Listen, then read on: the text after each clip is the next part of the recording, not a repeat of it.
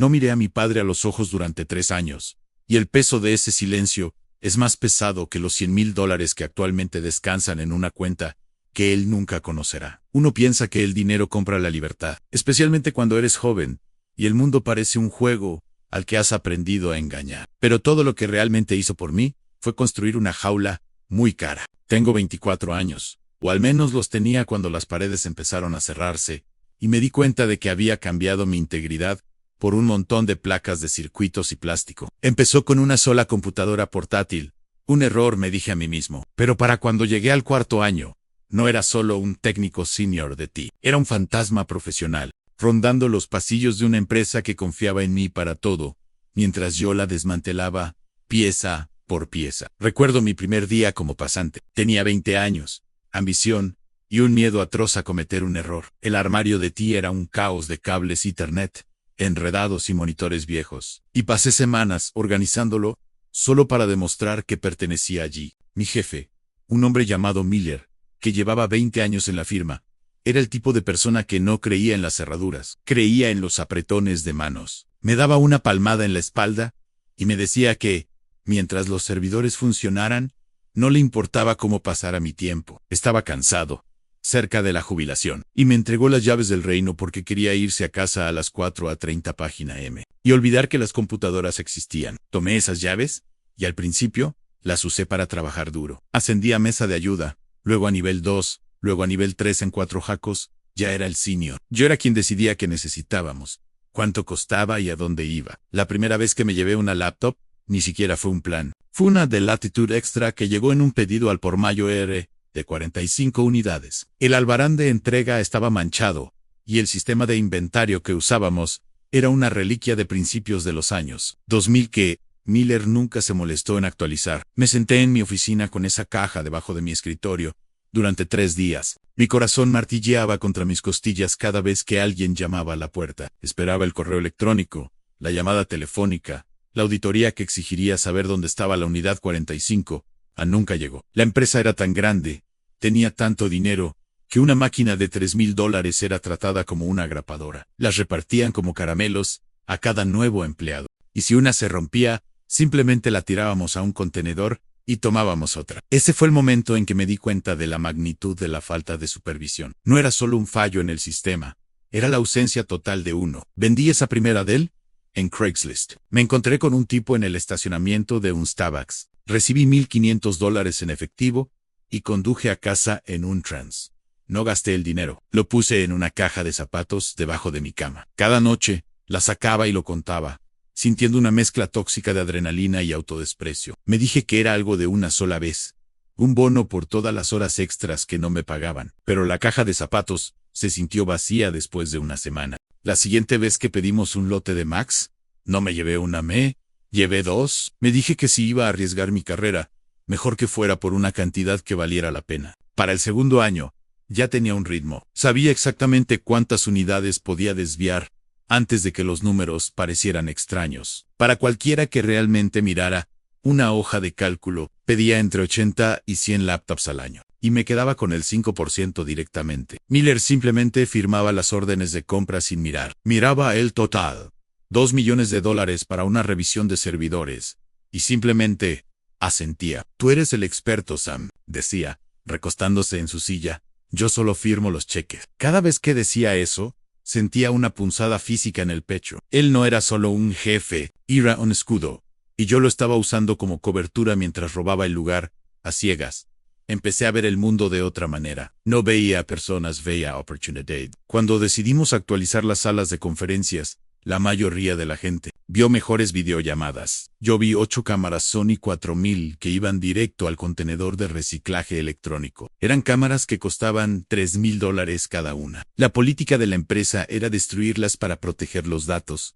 Aunque no hubiera datos en una lente, me encargaron la eliminación. Las llevé a mi coche en lugar de a la trituradora. Gané $12,000 en un fin de semana reuniéndome con gente en estacionamientos de supermercados. Recuerdo estar cenando con mis padres ese domingo, escuchando a mi padre hablar de sus 30 años en el servicio postal. Como nunca faltó un día, cómo se sentía orgulloso de cada carta entregada. Me senté allí con $12,000 de dinero de equipo robado en mi bolsillo, sintiéndome como un parásito. Quería decírselo. Quería gritar que su hijo era un fraude, pero solo pasé la sal y sonreí, dándome cuenta de que cuanto más dinero ganaba, más me alejaba de la persona que él creía haber creado. El reloj empezó como un zumbido tenue en el fondo de mi mente. Pero para el tercer año, Ira in Rouge, la empresa anunció que iba a ser adquirida por una firma más grande. Una adquisición significaba auditorías, significaba nueva administración, significaba que alguien que no tuviera la actitud relajada de Miller eventualmente miraría a él. Historial de compras a me, dije que pararía. Tenía $60,000 para entonces. Eso era más que suficiente para marcharme. Pero la codicia tiene una forma de mover la meta. Me dije que llegaría a los 100,000, un número redondo y agradable. Y luego renunciaría, buscaría un nuevo trabajo, dejaría atrás al fantasma y viviría una vida limpia. Pero cada última vez se sentía más peligrosa que la anterior. Empecé a sentir que todos me miraban. Cada vez que un repartidor pedía una firma, me preguntaba si lo sabía. Cada vez que el gerente de recursos humanos pasaba por mi escritorio, me preparaba para el tenemos que hablar que nunca llegaba. El dinero estaba allí, creciendo, pero yo me estaba encogiendo. Estaba perdiendo el sueño, el apetito y mi capacidad de mirar a cualquiera a los ojos. Tenía 24 años y me sentía de 80 para cuando llegó el cuarto año. La caja de zapatos debajo de mi cama había sido reemplazada por una caja fuerte de suelo que había atornillado en el fondo de mi armario. No confiaba en los bancos, no confiaba en la huella digital de una transferencia. Y ciertamente no confiaba en que $100,000 en efectivo parecieran normales para cualquiera que llevara una placa. Cada vez que añadía más dinero, la emoción desaparecía. Había sido reemplazada por un agotamiento frío y entumecedor. Me encontraba sentado en mi coche durante 20 minutos, cada día antes de entrar en la oficina, agarrando el volante, hasta que se me ponían los nudillos blancos. Estaba esperando el momento en que la tarjeta de seguridad no pitara. Estaba esperando a que los dos hombres de traje estuvieran parados junto a mi cubículo. Es curioso cómo crees que te estás saliendo con la tuya, pero la realidad es que solo estás cumpliendo una condena en una prisión que tú mismo construiste. Dejas de ser una persona. Te conviertes en una serie de mentiras que tienes que mantener. Y después de 4 años, el guión se estaba volviendo demasiado largo para que yo lo recordara. A mi padre me llamó un martes. Su voz sonaba más vieja. Hay un crujido específico en la voz de un hombre que ocurre cuando deja de intentar ser el héroe y empieza a aceptar que es solo un hombre. Me dijo que su camioneta necesitaba una transmisión nueva y que estaba pensando en pedir un pequeño préstamo. Para mí no habría sido nada. Tenía $12,000 de aquellas cámaras Sony en una caja fuerte a 1 metro de mi cama. Podría haberla pagado 5 veces y ni siquiera habría sentido el golpe, pero no pude. ¿Cómo le explicas a un hombre que pasó 30 años repartiendo correos bajo la lluvia que su hijo tiene 10 veces los ahorros de su vida porque hurtó laptops de una empresa que confiaba en él? Le dije que miraría mis ahorros y vería qué podía hacer. Ladis, en su voz, no fue porque no dijera que sí de inmediato. Fue porque odiaba incluso tener que preguntar. Me dijo que estaba orgulloso de lo bien que me iba. El senior de todo el departamento me llamaba. Cada palabra de elogio se sentía como un golpe físico. Me di cuenta entonces de que cuanto más exitoso me volvía a sus ojos, más extraño. Era para él. Estábamos perdiendo tiempo, él y yo pasaba ese tiempo precioso contando dinero robado a el equipo de transición de la nueva empresa. Llegó un jueves. No eran como Miller. Eran jóvenes, afilados, y llevaban carpetas como si fueran amas. No querían ir a tomar una cerveza y hablar del fin de semana. Querían ver los registros de activo. Querían saber por qué nuestra rotación de inventario era un 15% superior a la media del sector. Miller simplemente se rió. Somos una empresa en crecimiento, les dijo. No andamos con tacañerías con nuestra gente. Me miró y me guiñó un ojo, como si compartiéramos un secreto. Guay, lo hacíamos. Pero él no sabía ni la mitad. Pensaba que solo éramos generosos. No sabía que yo era quien hacía que la generosidad pareciera un error administrativo. Esa fue la primera vez que el reloj no solo hizo tic-tac. Se sintió como una cuenta atrás. Anunciaron que en 60 días se realizaría una auditoría física completa de todos los activos de ti. Laptops, cámaras, servidores, en 2 meses. Tenía 60 días para averiguar cómo justificar casi 50 máquinas de gama alta desaparecidas. Entonces, llegó el momento en que creí ver una salida. Miller me llamó a su oficina, esa de ventanas polvorientas y fotos de sus nietos. Me dijo que se jubilaba oficialmente cuando se cerrara la fusión. Había negociado un acuerdo para que me ascendieran a director regional de la nueva firma. «Les gustan tus números, Sam», dijo, con la voz cargada de un afecto genuino. «Les dije que eres la columna vertebral de este lugar. Sí, esto estás hecho. 6 cifras, beneficios completos, y serás tú quien dirija las auditorías». Por un segundo, sentí una oleada de esperanza pura. Si me convertía en el director, podría cubrir el rastro. Podría dar de baja las unidades faltantes como perdidas en la transición o dañadas sin reparación. Podría enterrar los últimos 4 años bajo una montaña de nuevo papeleo corporativo. Esa noche fui a casa y realmente dormí. Pensé que había ganado. Pensé que el universo me estaba dando vía libre porque era listo. O quizás porque simplemente tenía suerte. Pero la esperanza es algo peligroso cuando se construye sobre unos cimientos podridos. A la mañana siguiente, vi a uno de los técnicos novatos, un chico llamado Leo, al que yo había estado mentorizando, revisando los viejos registros de envío. Parecía confundido. Me miró y me preguntó: «Oye, Sam, aquí dice que recibimos 20 Macs en octubre, pero solo 18 fueron asignados a usuarios. No encuentro los otros 2 en el armario de reserva». Sentí que la sangre se me escapaba de la cara. Le di una respuesta rápida y ensayada sobre que habían sido enviados a la oficina Satellite de Chicago, pero vi el destello de duda en sus ojos. No insistió porque me respetaba, pero la semilla estaba plantada. Ya no solo tenía que preocuparme por los auditores, eran las personas que me admiraban. Me di cuenta de que para estar a salvo tendría que empezar a mentirle a Leo también. Tendría que manipular a las mismas personas a las que se suponía que debía liderar. La esperanza del ascenso empezó a sentirse menos como un rescate y más como un pozo más profundo. Si aceptaba ese trabajo, no era solo un tipo que cometió un error. Era un criminal profesional haciendo de ello un estilo de vida. Visité a mi padre ese fin de semana para hablar de la camioneta. Estaba en el garage, con grasa hasta los codos, intentando arreglar una fuga él mismo para ahorrar dinero. Me quedé allí mirándolo, a un hombre que no tenía nada que ocultar, y me di cuenta de que ni siquiera podía ayudarlo sin que aquello estuviera manchado. Tenía el dinero, pero no tenía el derecho de usarlo para nada bueno. Estaba sucio de una manera que no tenía nada que ver con la ley y todo que ver con el alma. Le dije que le prestaría los 3,000 para la transmisión. Se detuvo, se limpió las manos en un trapo y me miró. «¿Estás seguro, Sam? Eso es mucho dinero para un chico joven». Le dije que estaba seguro. Le dije que me iba bien.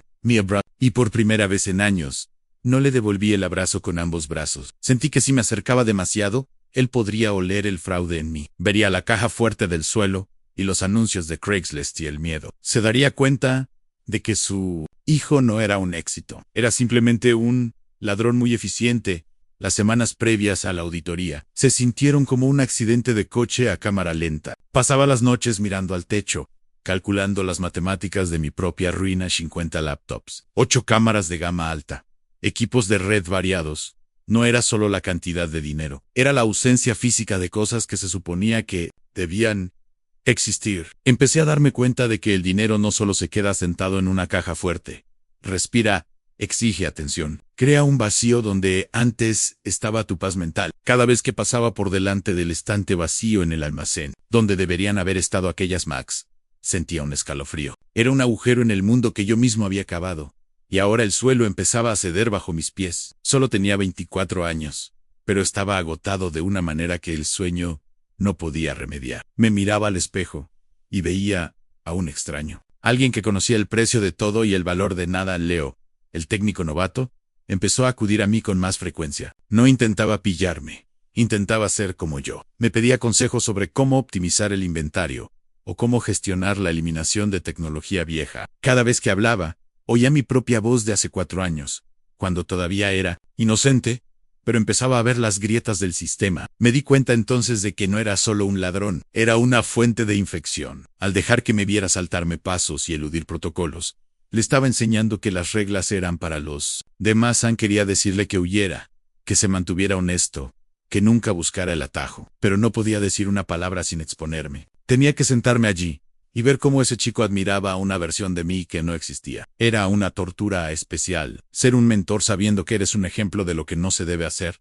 En el tic-tac del reloj se intensificó cuando el director financiero de la nueva empresa envió a una representante sin previo aviso para hacer sombra a nuestro proceso de compras durante una semana. Su nombre era Sara, y era lo opuesto a Miller. No quería oír hablar de cómo la empresa estaba creciendo. Quería ver que los números de serie coincidieran con las órdenes de compra. Se sentaba en un rincón de mi oficina, tecleando en un teclado silencioso, y su presencia era un recordatorio constante de que mi tiempo se agotaba. No podía sustraer ni un ratón, mucho menos una laptop, mientras ella estuviera allí. Por primera vez en 4 años, estaba haciendo mi trabajo con honestidad, y se sentía como una carga pesada. Me di cuenta de que la libertad que creía estar comprando con los $100,000 era en realidad solo un tipo diferente de esclavitud. Era esclavo del encubrimiento, esclavo del miedo, y, ahora, esclavo de una mujer que veía más allá del título de senior de ti, y solo miraba los datos. Fui a ver a mi padre una última vez antes de que comenzara la auditoría programada. Su camioneta estaba arreglada, pero él se veía más pequeño de lo que recordaba. Estaba sentado en el porche, viendo caer el sol. Un hombre que había trabajado duro, y no tenía más que una conciencia limpia para mostrar. Me preguntó por el ascenso. Le dije que estaba pensando en rechazarlo. Pareció sorprendido. ¿Por qué, Sam? Has trabajado muy duro por esto. Es lo que querías, ¿no? No. Tuve respuesta. No podía decirle que el ascenso era una jaula de oro, una forma de ocultar mis crímenes que solo me obligaría a cometer más. Myers sus manos, callosas, manchadas de grasa, manos honestas, y luego miré las mías. Las mías eran suaves, eran las manos de alguien que tomaba cosas. Es que no sé si soy el hombre que ellos creen que soy, papá, dije en voz baja. Fue lo más cerca que estuve nunca de la verdad. Él no me ofreció un cliché. No me dijo que yo era genial, simplemente miró hacia la calle y dijo, un hombre solo tiene que ser la persona con la que pueda vivir cuando se apagan las luces. Si no puedes dormir en esa nueva oficina, entonces no vale lo que te paguen. Ese momento me devastó silenciosamente. No hablaba de mi fraude, él no lo sabía, pero hablaba directamente a mi alma. Me dio permiso para ser honesto y, sin embargo, yo estaba demasiado sumido en la mentira para aceptarlo. Me di cuenta de que los $100,000 me habían costado el respeto de mi padre. Aunque él aún no supiera que lo había perdido, yo era un fantasma en su casa, una sombra del hijo que él creía tener. En el golpe final del reloj llegó cuando Sara, la auditora, me llamó a la sala de servidores. Tenía en la mano una impresión de la compra de cámaras Sony de hace 2 años. Sam, dijo, con voz neutral pero firme, los registros de reciclaje electrónico muestran que un proveedor externo las recogió, pero el proveedor no tiene constancia de haber recibido las unidades Sony. Solo tienen los monitores y los cables. ¿Sabes a dónde fueron a parar esas cámaras? En la sala estaba fría, y el zumbido de los servidores sonaba como 1000 voces acusadoras. Podría haber mentido. Tenía una mentira preparada, pero al mirarla, me di cuenta de que estaba increíblemente cansado de cargar con todo. La caja fuerte de mi armario parecía pesar 1000 toneladas. Las palabras de mi padre sobre poder dormir cuando se apagan las luces resonaban en mi cabeza. Miré los estantes vacíos donde debería haber estado el equipo, y sentí una extraña y aterradora sensación de alivio. El final estaba aquí. No ofrecí ninguna mentira. No culpé a un proveedor, ni a un error de envío. Simplemente miré las luces verdes parpadeantes de los servidores, y di, no están aquí, Sarah, no van a volver. No hubo gritos ni dedos acusadores. Sarah ni siquiera pareció sorprendida. Simplemente se mostró profunda y sinceramente decepcionada. Cerró su computadora portátil con un suave clic y me dijo que esperara en mi oficina. Me quedé sentado allí durante 3 horas. Vi las motas de polvo bailando en el sol de la tarde, dándome cuenta de que esta era la última vez que me sentaría en esta sala. Había pasado 4 años construyendo una carrera que no era más que un cascarón vacío, y en 30 segundos, el cascarón finalmente se había roto. Cuando el director de recursos humanos entró finalmente con un guardia de seguridad, ni siquiera me hicieron preguntas. Solo me entregaron un acuerdo de liquidación, que en realidad era una carta de renuncia que habían redactado para mí. Me dijeron que si la firmaba, devolvía el valor de los artículos faltantes y me marchaba discretamente. No involucrarían a la policía. Querían proteger la fusión más de lo que querían castigarme. Firmé sin leer. Salí de aquel edificio con una sola caja de cartón que contenía una grapadora medio vacía, una taza de café que me había regalado mi padre y un pesado y aplastante sentimiento de fracaso. Tenía $100,000 en una caja fuerte en casa, pero ni siquiera podía permitirme mirar al guardia de seguridad a los ojos mientras me escoltaba al estacionamiento. Conduje directamente a casa de mi padre. Quería contárselo todo. Quería tirar el dinero sobre la mesa de su cocina y suplicarle que me dijera cómo volver a ser un hombre honrado. Pero cuando entré en su camino de entrada y lo vi bajo el capó de su camioneta, agotado por un largo día de trabajo, pero todavía sonriendo al ver mi coche, me quedé helado. Me di cuenta de que decirle la verdad no me haría libre. Solo la rompería el corazón. Le arrebataría lo único que le quedaba en el orgullo por su hijo. Nunca se lo dije. Le dije que había decidido dejar la empresa porque la fusión era demasiado corporativa y quería empezar de cero. Me creyó porque quería hacerlo. Pero los $3,000 que le di para su transmisión se convirtió en un fantasma entre nosotros. Cada vez que veía esa camioneta, veía el robo. Cada vez que me agradecía por Ecoral y una mano, sentía que me quemaba por dentro. Dejamos de hablar de mi carrera. Dejamos de hablar del futuro. Nuestras conversaciones se volvieron superficiales, centradas en el clima o las noticias, porque yo tenía demasiado miedo de que, si profundizábamos más, la podredumbre saldría a la luz. Tenía el dinero para comprar una casa, un coche nuevo, una vida de comodidades, pero no podía usar ni un centavo sin sentir el peso de las cámaras, las laptops y las mentiras. Ahora tengo 28 años, trabajo en un empleo tranquilo, en otra ciudad, ganando la mitad de lo que ganaba como técnico senior, de TM vivo en un apartamento modesto. La caja fuerte sigue ahí, escondida al fondo de mi armario, pero rara vez la abro. Ese dinero no es un activo, es un monumento a los 4 años que pasé convirtiéndome en alguien a quien odio. La salud de mi padre ha empezado a decaer, paso con él todo el tiempo que puedo, pero ahora hay una distancia que no se puede salvar. Él me mira y ve a un joven exitoso que simplemente decidió tomar un camino más sencillo. Yo lo miro a él y veo al hombre que podría haber sido si no hubiera estado tan ansioso por tomar un atajo. El reloj está marcando el final de su tiempo y me doy cuenta de que toda la tecnología del mundo no puede grabar las conversaciones que no tuvimos, porque yo estaba demasiado ocupado siendo un ladrón Chris que le estás robando a una corporación sin rostro, que solo estás quitando un poco a gente que tiene demasiado. Pero no solo te llevas su equipo, te llevas tu propia paz. Te llevas la versión de ti mismo que puede dormir toda la noche. Tengo $100,000 y devolvería cada centavo. Si eso significara poder sentarme en ese porche con mi padre y no sentirme como un extraño en mi propia piel. Gané el juego, pero perdí lo único que valía la pena conservar. Elgin, solo, papel y tinta, el tiempo, la confianza y el hombre que solía ser. Esas son las cosas que se han ido para siempre. A la caja fuerte, al fondo de mi armario, no es solo una caja con dinero, es un agujero negro. Es curioso cómo, cuando tenía 22 años y hurtaba mis primeros cientos de dólares, pensaba en ese dinero como una llave. Pensaba que abriría las puertas a una vida en la que no tendría que preocuparme, donde podría ser el proveedor que mi padre siempre intentó ser. Pero a medida que pasaban los años y el fajo de billetes se hacía más grueso, la caja fuerte se convirtió en un peso que me anclaba a una versión de mí mismo que ya no reconocía. Llegaba a casa después de un día de fingir ser el senior de ti, el tipo en el que Miller confiaba el futuro de la empresa menos, y me sentaba en el suelo de mi armario, simplemente mirando el teclado numérico. A veces la abría solo para oler la tinta y el polvo, un olor que me recordaba a las transacciones en los estacionamientos y a las mentiras susurradas. Eran $100,000 de libertad que no podía gastar en nada que importara. No podía comprar una casa porque el fisco preguntaría de dónde sacó un chico de 24 años $100,000 en efectivo. No podía comprar un coche de lujo porque mi padre preguntaría cómo un sueldo de Mesa du ayuda pagaba a Porsche. Así que el dinero se quedaba allí, respirando, burlándose de mí. Recuerdo una venta de cámara en específico. Era una de las 8 unidades Sony que había salvado del contenedor de reciclaje electrónico. Para la empresa, era basura. Para las deducciones fiscales, era un activo de valor cero. Pero para mí, eran $1,200 en el estacionamiento de un Burger King.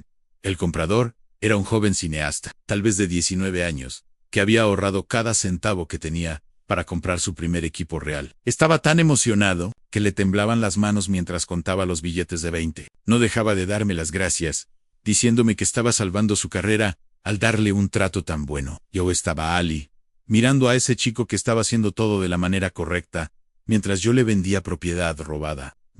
Como un fantasma, observando a un humano. Él estaba lleno de esperanza y ambición, y yo era solo un intermediario de un crimen que nadie había notado todavía. Quería devolverle el dinero, quería decirle que tomara la cámara y corriera tan lejos de gente como yo, como fuera posible. Pero no lo hice. Tomé sus billetes arrugados, los guardé en mi bolsillo, y me fui. Y Sirra, el robo ético, el que usaba para justificar el desvío no ético. Me decía a mí mismo que, como la empresa iba a destruirlo de todos modos, en realidad estaba prestando un servicio al mundo. Pero una mentira dicha 1000 veces sigue siendo una mentira. Y el peso de esa cámara se sentía más pesado que cualquiera de las laptops que realmente había robado del almacén. El tic-tac del reloj de la salud de mi padre no empezó con un ataque al corazón o un colapso dramático. Empezó con un temblor en su mano izquierda. Intentó ocultarlo, metiéndose la mano en el bolsillo o agarrando su taza de café con ambas manos. Por yo lo vai. Soy un tipo de ti. Estoy entrenado para notar cuando el hardware empieza a fallar. Estábamos sentados en su patio trasero, el mismo lugar donde solíamos lanzarnos una pelota de béisbol cuando yo era niño, y lo vi luchar por encender una parrilla de carbón. Me miró, me sostuvo la mirada, y simplemente se encogió de hombros, pequeño y cansado. El viejo motor está empezando a fallar, Sam, dijo, intentando bromear. En ese momento, habría dado cada dólar de esa caja fuerte por quitarle ese temblor. Tenía el dinero para los mejores especialistas, los mejores tratamientos, lo mejor de todo, pero no podía ofrecerlo. Ofrecer ese tipo de ayuda requeriría una confesión, y yo todavía era demasiado cobarde para perder lo único que me quedaba. Me senté allí, y lo vi luchar con una bolsa de carbón de $3, sabiendo que tenía una fortuna en mi armario, que era totalmente inútil para el hombre que más amaban a la presión moral.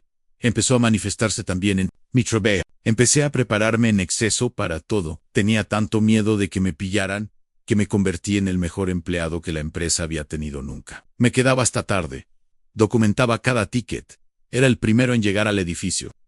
Solía bromear diciendo que iba a reemplazarlo antes, incluso, de que se jubilara. Tienes ese fuego, Sam, decía. Te importa la integridad del sistema. Yo solo asonaba y sonreía, sintiendo cómo me subía la bilis por la garganta. Cada vez que arreglaba un servidor o optimizaba una red, sentía que solo estaba puliendo los barrotes de mi propia celda. Estaba construyendo una reputación de hombre íntegro sobre una base de hurto mayor. Cuanto más confiaba la gente en mí, más me odiaba a mí mismo. Miraba a los técnicos novatos como Leo y veía la misma chispa que yo solía tener, y eso me daban ganas de gritar. Quería decirles que el sistema es fácil de romper, pero que es imposible vivir con los pedazos. Después, hubo un momento, justo antes de que se anunciara la fusión, en el que casi me confieso con Miller. Estábamos en un almuerzo de despedida para uno de los otros técnicos y Miller llevaba unas cuantas cervezas encima. Empezó a hablar de su propia carrera, de los errores que había cometido cuando era joven. Me contó una vez que había bloqueado accidentalmente un servidor y ocultado las pruebas durante 6 meses. Todos tenemos nuestros secretos, Sam, dijo, acercándose. El truco es asegurarse de que tus secretos no se conviertan en tu identidad. Sentí que las palabras me golpeaban como un peso físico. Mi secreto no solo se había convertido en mi identidad, la había consumido. No quedaba nada de Sam, solo la máscara de señor de ti y la caja fuerte en el armario. Abrí la boca para hablarle de las laptops, de las cámaras, de los $100,000. Quería ver si todavía me miraba con ese orgullo paternal. Pero el camarero vino con la cuenta. El momento pasó y la máscara volvió a su sitio. Me di cuenta entonces de que no solo tenía miedo a la policía, tenía miedo al silencio que seguiría a la verdad. Finalmente abrí la caja fuerte anoche.